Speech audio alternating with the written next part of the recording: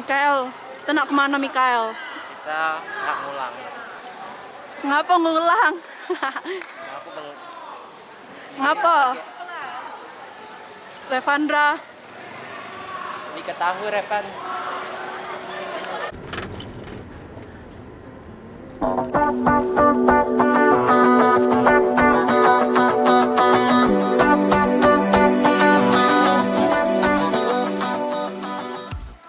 Museum ini terdiri dari 2 lantai berarsitektur Eropa Belanda dengan atap rumah 5 khas Palembang.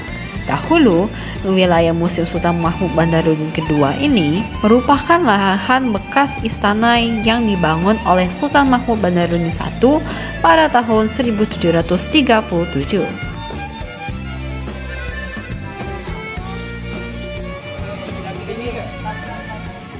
Job, itu ngapain job? Tadi kita mau eksplorasi museum ini karena ini ada tugas vlog dari guru Ibu siapa namanya? Rusel. Ibu Rusel ya. Ya. Tugas berita vlog. Jadi nanti kita mau eksplorasi juga sekaligus belajar tentang semua yang ada di Museum Sultan Bandarudin II ini.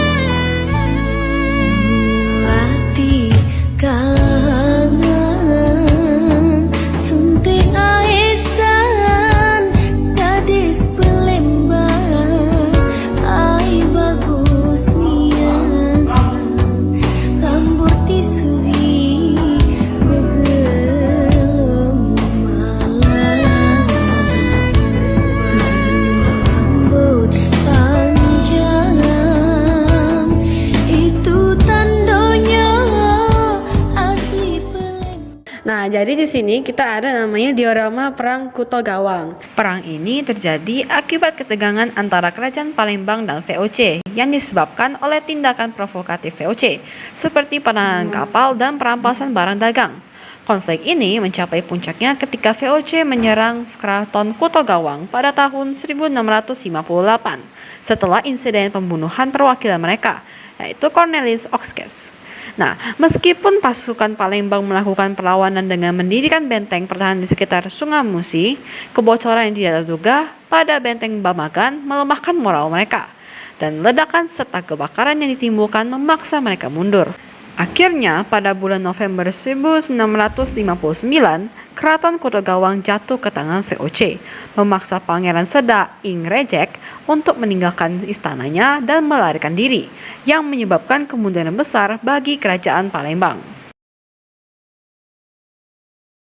Di sini juga kalian bisa lihat ada semacam meriam-meriam yang dimana ini biasanya digunakan dalam peperangan-peperangan VOC atau Eropa pada umumnya.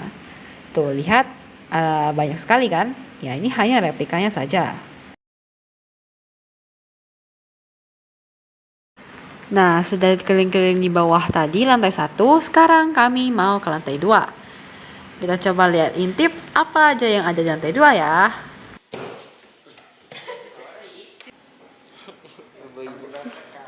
Masyarakat Palembang zaman dulu umumnya mengenakan baju karung, kain songket atau kain tenun, dan selendang untuk wanita, serta baju karung atau kemeja longgar dan celana panjang untuk pria. Bahannya biasa katun atau sutra. Pakaian mereka dirancang untuk kenyamanan dan praktis di iklim tropis. Tanjidur merupakan alat musik tradisional Betawi yang dikenal di Palembang. Tanjidur biasanya dimainkan oleh 12 orang yang didominasi oleh alat musik tiup dan pukul. Tanjidur biasanya digunakan untuk mengarak pengantin untuk berkeliling dusun.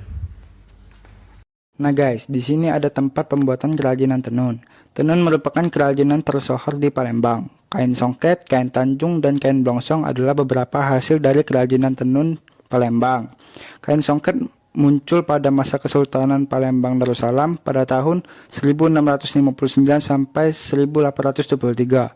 Pada masa itu, songket dikenakan oleh para sultan sebagai pelengkap pakaian kebesaran.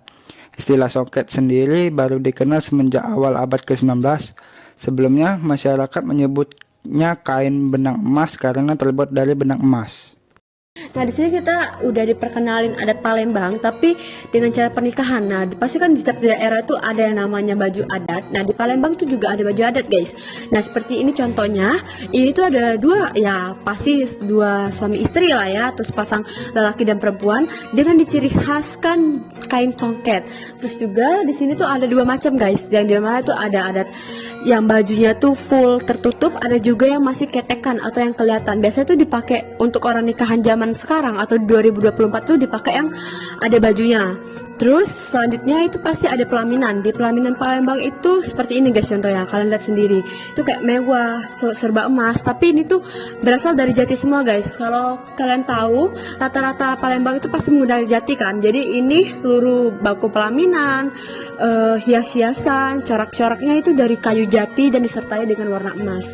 Di kamar pengantin inilah dimana suami istri atau sepasang lelaki dan perempuan itu tidur, tapi dengan cara adat yang berbeda, yaitu dia ada kasur, tapi kasurnya itu kalian lihat dia nggak ada kayak space kayu, tapi mereka langsung ngemper yang kayak benar-benar pakai kasur satu. Terus juga di sini ada lemari kaca, itu terbuat dari jati. Terus juga dia disertai dengan songket-songket. Terus juga disertai dengan itu namanya kayak penjaga Al-Quran. Jadi kalau kalian biasa tuh orang abis maghrib itu suami istri tuh sambil ngaji bareng.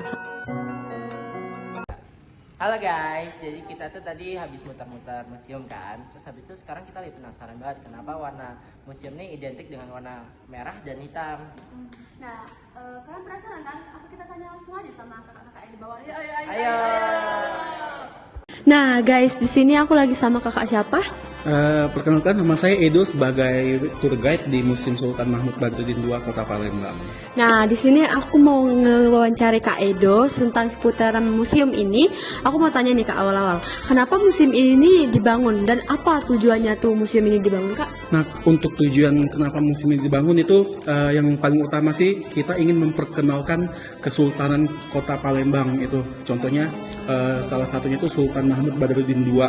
Terus sama tentang adat istiadat budaya Kota Palembang, itu salah satunya. Ya, tadi kami sempat ke atas ya Kak, nah sama di bawah. Kalau kalian lihat tuh kan itu atas tuh ngapa warna merah. Terus kami juga lihat di atas itu rata-rata tuh catnya berwarna merah. Nah itu kira-kira ada sangkut pautnya nggak sama Palembang atau gimana? Itu salah satunya juga sih karena apa ya, lebih ke Cina sih kayak gitu ya. Nah karena Palembang ini salah satu kebanyakan kayak kultur Cina juga. Jadi kita apa ya? Jadi ngikut kayak jembatan Ampera itu kan merah tuh. Nah jadi ini juga bernuansa merah juga. Ya. Terus juga ini kan bangunan Belanda juga. Ya. Sama terakhir ya Kak, ini kan tadi ditunjukin dibangunnya museum ini karena untuk nunjukin Kesultanan Palembang atau adat-adat istiadat Palembang. Nah ini nih dulunya bekas apa sih Kak bangunannya? Nah bangunan ini dulu sebelum ini dibangunnya ini dulunya keraton, namanya Keraton Kutolamo. Nah terus sekitar tahun 1823 sampai 1825 dibangunlah ini rumah residen Belanda. Jadi ini adalah rumah residen Belanda, terus dijadiin museum sekitar tahun 2006. Oke Kak, kayaknya itu aja yang harus aku tanyain ya guys. Udah Kak, makasih ya Kak. Apa kendala kita hari ini? Musiknya berisik, Ya, ada lagu nih. backsoundnya rusak. Jadi, Jadi kita pulang ya, kita nggak usah ngerjain. sudah ayo balik.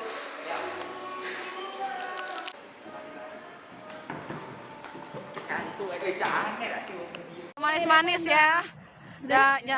Tunggu mama ya, jangan itu. Tunggu bapaknya. Jangan lari, jangan takutnya dicolek. Iya. Dadah Devandra. Masing-masing ya. Sad boy jadi gitu deh. Iya. Apa namanya? Nah. Cindek.